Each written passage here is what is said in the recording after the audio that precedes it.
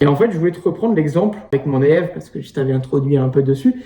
En fait, typiquement, il avait prévu de bosser chaque soir sur son projet perso. Et en fait, après le travail, on a vu ensemble que l'une des causes principales qui fait qu'il peut encore avoir tendance à procrastiner, c'est cet état de fatigue, de manque d'énergie après le travail.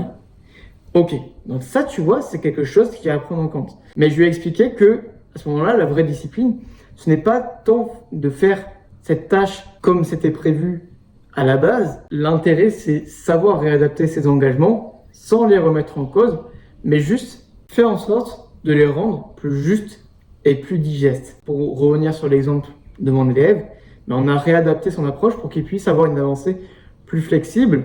L'une de ses missions, mais en fait, ça consiste à interagir avec sa communauté, à répondre aux messages, etc.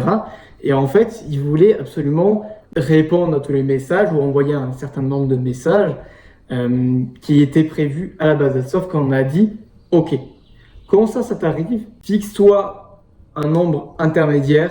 Par exemple, s'il devait envoyer 30 messages, fais au moins 5 messages pour te dire que tu t'es engagé même un peu, même si c'était imparfait.